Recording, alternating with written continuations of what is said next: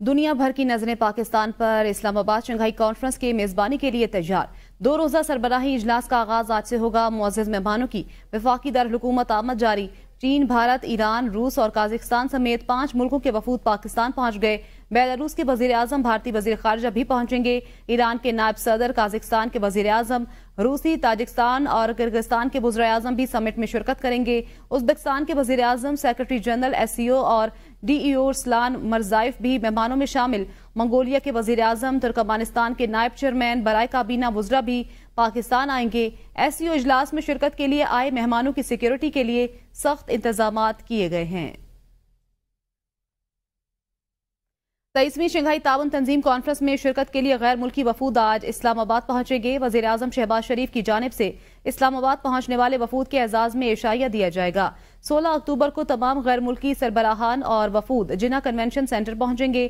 جناح convention centre آمد پر وزیر اعظم شہباز شریف مہمانوں کا خیر مقدم کریں گے۔ مہمانوں کی آمد، استقبال اور گروپ فوٹوز کے بعد کانفرنس کا باقاعدہ آغاز ہوگا۔ وزیر اعظم شہباز شریف SCO کانفرنس سے افتتاحی خطاب کریں گے۔ SCO کانفرنس سے غیر ملکی وفود کے سربراہان بھی خطاب کریں گے۔ غیر ملکی لیڈرز کے خطاب کے بعد دستاویزات پر دستخط کیے جائیں گے۔ وزیر اعظم شہباز شریف کے اختتامی کلمات سے کانفرنس کے ایجنڈا آئٹمز مکمل ہوں گے۔ نائب وزیر اعظم اسحاق ڈار اور SCO کے سیکرٹری جنرل کانفرنس کے اختتام پر میڈیا سے گفتگو کریں گے۔ وزیر اعظم شہباز شریف کی جانب سے کانفرنس کے شرکاء کے اعزاز میں ظہرانے کا اہتمام بھی کیا گیا ہے۔ شنگھائی تعاون تنظیم کا پاکستان میں پہلا اجلاس 15 سے 16 اکتوبر کو اسلام آباد میں ہوگا۔ شنگھائی تعاون تنظیم اجلاس میں 8 ممالک کی اعلیٰ شخصیات شرکت کریں گی۔ شنگھائی تعاون تنظیم کا سربراہی اجلاس رواں مہینے کی 15 اور 16 تاریخ کو اسلام آباد میں ہونے جا رہا ہے۔ میزبان ملک کے طور پر پاکستان علاقائی تعاون کو فروغ دینے اور عالمی سطح پر درپیش مسائل کے حل کے لیے ایک اہم کردار ادا کرے گا۔ SCO اجلاس میں چین، روس، بھارت، پاکستان، قازقستان، تاجکستان، کرغزستان اور ازبکستان کے علاوہ ایران اور بیلاروس کے رہنما شریک ہوں گے۔ 2001 میں بننے والی تنظیم کو شروع میں شنگھائی 5 کے نام سے پکارا جاتا تھا۔ تب یہ تنظیم صرف 5 ممالک روس، چین، قازقستان، کرغزستان اور تاجکستان پر مشتمل تھی۔ پچھلے 23 برس میں اس تنظیم کے رکن ممالک کی تعداد 8 ہو گئی ہے۔ اس تنظیم کے بنیادی مقاصد میں سیاست، تجارت، معیشت اور سائنس کے شعبوں میں تعاون کو فروغ دینا ہے اور ثقافتی تبادلوں کو ترجیح دینا بھی شامل ہے۔ یہ تنظیم علاقائی امن، سلامتی اور استحکام کی کوششوں کو تقویت دیتی ہے۔ پاکستان میں ہونے والے 23ویں شنگھائی تعاون تنظیم اجلاس میں پاکستان انفراسٹرکچر اور مضبوط معاشی روابط پر توجہ دے گا۔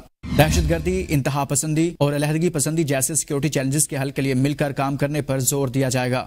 باہمی اقتصادی تعاون کے فروغ کے لیے رکن ممالک میں معاشی ترقی کی رفتار بڑھانے پر تبادلہ خیال کیا جائے گا۔ ماحولیاتی چیلنجز کا مقابلہ کرنا پائیدار ترقی کے لیے نہایت اہم ہے۔ رکن ممالک موسمیاتی تبدیلی کا مقابلہ کرنے، قابل تجدید توانائی کو فروغ دینے اور ماحولیاتی تحفظ کو یقینی بنانے کے لیے مشترکہ کوششوں پر مذاکرات کریں گے۔ یہ سربراہی اجلاس پاکستان کو ایک پلیٹ فارم فراہم کرتا ہے جس کے ذریعے وہ عالمی سطح پر اپنی حیثیت کو مضبوط کر سکتا ہے اور علاقائی تعاون میں اپنی قیادت کا کردار نمایاں کر سکتا ہے۔ 2024 میں پاکستان میں ہونے والا SCO سربراہی اجلاس ایک اہم موقع ہے جو علاقائی تعاون کو فروغ دینے اور عالمی مسائل کے حل کے لیے اہم ثابت ہو سکتا ہے۔ شنگھائی تعاون تنظیم کے اہداف میں اہم کردار پاکستان کے حصے میں آئے گا۔ اسلام آباد میں شنگھائی تعاون تنظیم کے سربراہی اجلاس کے لیے خصوصی ٹریفک پلان جاری کر دیا گیا۔ شہریوں کی سہولت کے لیے متبادل راستوں کا انتظام کیا گیا ہے۔ کانفرنس کے دوران ملپور سے کشمیر چوک اور ڈھوکڑی سرینا ہوٹل تک آنے جانے والی ٹریفک بند ہوگی۔ چوک سے کشمیر چوک اور سرینا سے ملپور تک ہر قسم کی ٹریفک بند ہوگی۔ سرہ پارا سری نگر ہائی وے سے سرینا تک جانے والی ٹریفک بند ہوگی۔ شہری متبادل راستوں کے طور پر مری بہرا کہو سے راولپنڈی جانے والے کورنگ روڈ سے بائیں بنی گالا، پارک روڈ، راول ڈیم چوک اور فیض آباد استعمال کریں گے۔ فیض آباد سے بہرا کہو اور مری جانے والے پارک روڈ اور بنی گالا، کورنگ روڈ استعمال کریں گے، جبکہ سری نگر ہائی وے سے مری بہرا کہو جانے والے چاند تارا چوک، پاک China friendship centre, sports complex سے مری روڈ، پارک روڈ اور بنی گالا، کورنگ روڈ استعمال کیا جائے گا۔ ہیوی ٹریفک پشاور سے لاہور جانے کے لیے ٹیکسلا موٹر وے اور ترنول پھاٹک سے فتح جنگ موٹر وے استعمال کرے گی۔ لاہور GT روڈ سے اسلام آباد اور راولپنڈی جانے والی ہیوی ٹریفک چک ویلی روڈ سے چکرا موٹر وے استعمال کرے گی۔ F5 G5 اور G6 مارگرہ روڈ سے راولپنڈی جانے والی ٹریفک فیصل ایونیو سے 0 پوائنٹ جانے والی ٹریفک ایونیو کی طرف موڑ دی جائے گی، جبکہ بہرا کہو سے راولپنڈی جانے والے 9 کورنگ روڈ، بنی گالا، لہتراڑ روڈ استعمال کریں گے۔ اسی طرح 0 پوائنٹ فیصل ایونیو سے کورال چوک تک ایکسپریس وے آنے جانے کے لیے ٹریفک بند ہوگی۔ راولپنڈی سے اسلام آباد آنے والی ٹریفک صدر اور مری روڈ سے شہری متبادل طور پر ایکسپریس وے کے لیے सर्विस रोड इस्तेमाल करेंगे। कर्नल शेर खान रोड से फैजाबाद आने वाले 9th एवेन्यू सिग्नल से स्टेडियम रोड इस्तेमाल करेंगे। 14, 15 और 16 अक्टूबर तक इस्लामाबाद में हर किस्म की हैवी ट्रैफिक का दाखिला बंद होगा। मुस्लिम लीग नून के सदर नवाज शरीफ और मरियम नवाज से भारतीय सहाफ़ी बरखा दत्त की मुलाकात हुई है। नवाज शरीफ ने खुसूसी इंटरव्यू में कहा है कि वो हमेशा से भारत के साथ अच्छे ताल्लुकात के हामी रहे हैं। उन्हें पाक भारत ताल्लुकात की बहाली का एक मौका नजर आ रहा है। इंटरव्यू के दौरान नवाज शरीफ का कहना था कि अच्छा होता अगर भारतीय वज़ीर आज़म नरेंद्र मोदी भी पाकिस्तान में होने वाली शंघाई ताउन तंजीम के इजलास में शिरकत करते। नवाज शरीफ का मजीद कहना था कि उन्हें उम्मीद है वो और नरेंद्र मोदी बहुत जल्द साथ बैठने का कोई मौका तलाश करेंगे। भारतीय सहाफ़ी के मुताबिक भारतीय वज़ीर ख़ारजा जयशंकर का दौरा भारत और पाकिस्तान में दिलचस्पी से देखा जाएगा। मुसाविदे पर कानून साजी होगी वरना कोई कानून साजी नहीं होगी। मीरपुर खास में मुफ्ती महमूद कॉन्फ्रेंस से मौलाना फजलुर रहमान का खिताब। कहा हमने इस मुसाविदे की मुखालिफत की और ये हुकूमत वो आइन मंजूर नहीं कर सकी। मैं सियासत में काली दाढ़ी के साथ दाखिल हुआ था, अब दाढ़ी सफेद हो गई है। उन्होंने कहा आईनी तरमीम पर मैंने तजवीज दी तो सब मेरे घर आकर बैठ गए कि हमें वोट दो। जिनके पास कोई मुसविदा नहीं था वो भी हमसे वोट लेने आए थे। ऐसी दुनिया आपने कहीं नहीं देखी होगी कि जिनके पास सिरे से मुसवदा नहीं था, आखिर हमने दबाव डाला और फिर आधी रात में एक काली थैली के अंदर एक काला मुसवदा हमारे पास पहुंच गया और जब हमने उसको लिफाफे से निकाला, उसका मुताला किया तो वो आईन को भी तबाह कर रहा था, तो आपके इंसानी हुकूक का खात्मा कर रहा था। और अगले रोज हमने बड़ी सराहत के साथ कहा कि हम इस पूरे मसौदे को डंके की चोट मुस्तरद करते हैं और हम इसको वोट नहीं देंगे, पास करके दिखाओ। अल्हम्दुलिल्लाह वो पास नहीं कर सके। नायब सदर पीपल्स पार्टी सेनेटर शेरी रहमान और डॉक्टर आसिम हुसैन की सिंध हाउस में एमक्यूएम के वफ्द से मुलाकात। एमक्यूएम वफ्द में गवर्नर सिंध कामरान टसूरी, डॉक्टर फारूक सत्तार, अमीनुल हक मौजूद थे। आईनी तरमीम के मामले पर इत्तेफाक राय और शफाफियत से आगे बढ़ने पर इत्तेफाक किया गया। मुलाकात में इस तरह के रवाबित जारी रखने पर भी इत्तेफाक हुआ। शेरी रहमान ने कहा चेयरमैन बिलावल भुट्टो जरदारी की हिदायत पर तमाम स्टेक होल्डर्स को अपने आईनी मुसविदे पर एतमाद में ले रहे हैं।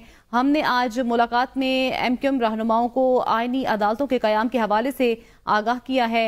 आज मुलाकात में तामीरी गुफ्तगू हुई। पार्लियामेंट की खुसूसी कमेटी का आईनी तरमीम के मुसविदों पर मुशावरत जारी रखने का फैसला। कमेटी का इजलास 17 अक्टूबर को दोबारा तलब कर लिया गया। अवामी नेशनल पार्टी ने अपनी तजवीज़ में वफाकी आईनी अदालत की हिमायत और सूबाई आईनी अदालत के कयाम की मुखालिफत कर दी। पार्लियामेंट की खुसूसी कमेटी का इजलास सैयद खुर्शीद शाह की सदारत में हुआ, जिसमें मुख्तलिफ सियासी जमातों के रहनुमाओं ने शिरकत की। इजलास में आईनी तरमीम के मुख्तलिफ मुसविदों का जायजा लिया गया। इजलास के दौरान अवामी नेशनल पार्टी ने भी अपनी तजवीज़ तहरीरी तौर पर दी। ANP की जानिब से खैबर पख्तूनख्वा के नाम में से खैबर का लफ्ज हटाने की तजवीज़ दी गई है। ANP की तजवीज़ में कहा गया है सूबाई आईनी अदालत के कयाम की जरूरत नहीं। चीफ जस्टिस की 3 साल की मयाद आईनी असूलों के खिलाफ और इम्तियाजी है।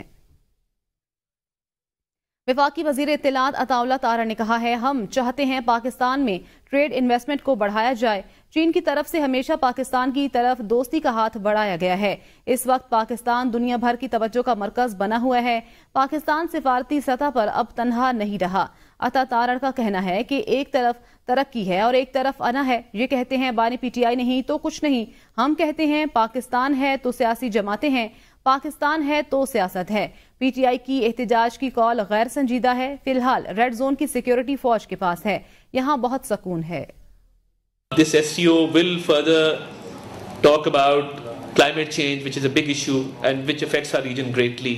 We are very proud that we are hosting this SCO summit in Pakistan, and in Pakistan we have a good story to tell regarding our culture, regarding our tourism, regarding our economic growth, and most of all regarding our youth. We've given a message to the world that Pakistan has the capacity to deliver on all fronts. खामोश एहतजाज ज़रूर करें, आपको पूरा हक हासिल है, but ये जो शरपसंदी होती है ना कि किसी भी एक इवेंट को ख़राब करने के लिए कोई हल्की सी नेगेटिव बात कर देना, तो ठीक है, आपको अपनी नेगेटिव बात मुबारक हो, आप बिल्कुल अपने घरों में बैठ के एहतजाज की कॉलें दें। यहाँ पे तो फिलहाल बिल्कुल अमन सुकून है। رہنما جیجوائی حافظ حمداللہ نے کہا ہے حکومت اپنی مجبوری کی بنیاد پر ہم اور عوام پر اپنا فیصلہ کیوں مسلط کرنا چاہتی ہے. حکومت اراکین اسمبلی کو ڈرا دھمکا کر ووٹ لے کر آئینی ترمیم کو پاس کروانا چاہتی ہے. جیجوائی آئینی عدالت نہیں آئینی بینچ کے حق میں ہے. آئینی ترمیم حکومت کی مجبوری ہو سکتی ہے, جیجوائی کی نہیں. 25 اکتوبر سے پہلے آئینی ترمیم پاس نہ ہوئی تو کون سا آسمان گر جائے گا. حکومت صرف ہمیں اپنی مجبوری بتائے. ایسا لگ رہا ہے کہ حکومت یہ ترمیم اپنی مرضی سے نہیں کر رہی. ہماری قوم اب باشعور ہو چکی ہے اور سب باتوں کو سمجھتی ہے. آپ کی مجبوری ہے, جیجوائی کی مجبوری تو نہیں, اور آپ کی مجبوری کی بنیاد پر ہم پر کیوں اپنا فیصلہ مسلط کرنا چاہتے ہو. پارلیمنٹ کو ڈرایا اور دھمکایا جا رہا ہے, پھر آپ اس سے ووٹ لینا چاہتے ہیں تاکہ آپ آئینی ترمیم پاس کریں. اگر 25 اکتوبر سے پہلے نہیں ہوا پھر پتہ نہیں کیا آسمان گرے گا. مجبوری کیا ہے قوم کو بتائیں, آپ کیا قوم کو بتائیے کون ہے جو آپ کو مجبور کر رہا ہے کہ آپ نے یہ 25 اکتوبر سے پہلے یہ ترمیم پاس کرانا ہوگا. لہٰذا ان باتوں میں نہ چلے. قوم اب باشعور ہو چکے ہیں, باتوں کو سمجھتے ہیں. قوم سمجھنے والے باشعور لوگ ہیں, وہ آگاہ ہیں ہر چیز سے. لہٰذا اگر آپ مجبور ہے کہ 25 اکتوبر سے پہلے آپ نے کرنی ہے تو مجبوری بتائیں. شنگھائی تعاون تنظیم کا اجلاس. وزارت داخلہ نے ضلعی انتظامیہ کو فول پروف سیکیورٹی کے احکامات جاری کر دیے. وزارت داخلہ نے لکھے گئے مراسلے میں کہا کہ اسلام آباد کی حدود میں کسی غیر قانونی اجتماع کی اجازت نہیں ہے. شنگھائی تعاون تنظیم کے اجلاس کے موقع پر کوئی احتجاج یا لاک ڈاؤن نہیں ہو سکتا. اسلام آباد ہائی کورٹ نے کسی بھی احتجاج یا لاک ڈاؤن سے روکنے کے احکامات جاری کیے. ضلعی انتظامیہ فول پروف سیکیورٹی کے لیے ہر ممکن اقدامات کرے. وزارت داخلہ نے چیف کمشنر اسلام آباد اور آئی جی کو مراسلہ لکھ دیا. Chairman Peoples Party Bilawal Bhutto Zardari نے زراعت کو ڈی ریگولیٹ کرنے کی مخالفت کر دی. کہا زرعی شعبے کو ڈی ریگولیٹ کرنے سے زیادہ احمقانہ مشورہ کوئی نہیں ہو سکتا. زراعت کو ڈی ریگولیٹ نہیں ریگولیٹ کرنا ہوگا. ہماری معیشت کی بنیاد زراعت ہے اور موسمیاتی تبدیلیوں کی وجہ سے زراعت کا شعبہ خطرے میں ہے. ہمیں مشکل موسمی حالات میں اپنے کسانوں کی مدد کرنا ہوگی. اسی سلسلے میں بے نظیر ہاری کارڈ جاری کر رہے ہیں. سندھ حکومت ہاری کارڈ کی صورت میں مشکل وقت میں اپنے کسان کے ساتھ کھڑی ہوگی. ممالک بھی مانتے ہیں کہ غربت کا مقابلہ کرنے کے لیے بے نظیر انکم سپورٹ پروگرام انٹرنیشنلی ایک گولڈ سٹینڈرڈ ہے. ہم نے اس ملک کے غریب ہاری کو, غریب کسان کو زمین کا مالک بنایا. اگر سب سے پہلے فائدہ اس ملک کے کسان کو جائے گا تو آخر اس ملک کی پورا کا پورا معیشت کو وہ فائدہ پہنچے گا. ہم ہر سیزن پریشان ہو جاتے ہیں کہ کیا زیادہ گرمی نہیں ہوگا یا کیا زیادہ بارش نہیں ہوگا, کیا کم پانی ہوگی یا زیادہ پانی ہوگی. وہی پیسہ صدر زرداری نے آپ کے کراپ سپورٹ پرائس کی صورت میں, آپ کو مالی مدد کی صورت میں انہی شعبے میں استعمال کیے. سندھ کے کسانوں کے لیے ہاری کارڈ کے اجرا کی تقریب. وزیر اعلیٰ سندھ سید مراد علی شاہ نے کہا سندھ کابینہ نے 23 ستمبر 2024 کو بے نظیر ہاری کارڈ کے اجرا کی منظوری دی تھی. بے نظیر ہاری کارڈ کے لیے 14,04,422 چھوٹے کاشتکاروں کی رجسٹریشن کی گئی ہے. 12.5 ایکڑ والے کاشتکاروں کو 1 سے 2,000 فی ایکڑ نقد امداد ملے گی. چھوٹے اور درمیانے زرعی کاروبار کے لیے قرضے کی سہولت دی جائے گی. ہم نے اپنے ہاریوں کو, آبادکاروں کو رجسٹر کرنا شروع کیا. پہلے فیز میں 12.5 ایکڑ تک اور پھر 12.5 سے 25 ایکڑ تک. تو اس وقت کارڈ تو آج ایشو ہو رہا ہے. چیئرمین صاحب کے ویژن کے مطابق سندھ حکومت نے 2022 کے فلڈ کے بعد شروع کر دیا تھا. لوگوں کو ریلیف امیڈیٹ دی, وہ اپنے گھروں سے بے گھر ہو گئے تھے, ان کو ٹیمپری ریزیڈینشل فیسلٹیز دی. 12.5 ایکڑ تک کے جو ہاری تھے اور آبادگار تھے ان کو چاہ رہے تھے کہ ہم ان کو گندم کا بیج دیں, اس لیے کہ وہ اس وقت گندم کی بوائی ہونی تھی اور ہاریوں کا سب کچھ, آبادگار کا سب کچھ ختم ہو گیا تھا. سندھ کے سینئر وزیر شرجیل انعام میمن نے ایک مرتبہ پھر red line B R T منصوبہ ٹائم لائن سے پہلے مکمل کرنے کا حکم دے دیا. کہتے ہیں یہ منصوبہ کراچی کے لیے گیم چینجر ہے, ہمیں ہر حال میں اس کی بروقت تکمیل کو یقینی بنانا ہوگا. سندھ کے سینئر وزیر شرجیل انعام میمن کی زیر صدارت نے red line B R T منصوبے پر محکمہ ٹرانسپورٹ اور اسٹیک ہولڈرز کا ایک اعلیٰ سطح کا اجلاس ہوا. اجلاس میں red line B R T منصوبے کے لاٹ 1 اور لاٹ 2 پر جاری ترقیاتی کام کی پیش رفت پر تبادلہ خیال کیا گیا. شرجیل انعام میمن کا کہنا تھا کہ red line B R T Sindh حکومت کے لیے اولین ترجیح ہے. Red line B R T پر شب و روز کام جاری ہے. کام میں تیزی لائی جائے اور عوامی منصوبہ ٹائم لائن سے پہلے مکمل کیا جائے. Red line B R T کا مقصد ٹریفک کے دباؤ کو کم کرنا اور لاکھوں کراچی والوں کے لیے ایک پائیدار قابل اعتماد ٹرانسپورٹ کا حل فراہم کرنا ہے. تمام سٹیک ہولڈرز تعمیراتی کام کو تیز کرنے کے لیے ٹھوس کوششیں کریں اور تمام دستیاب وسائل کو بروے کار لائیں. دیکھتے رہیے ABN نیوز، کیونکہ ABN ہے قوم کی صورت.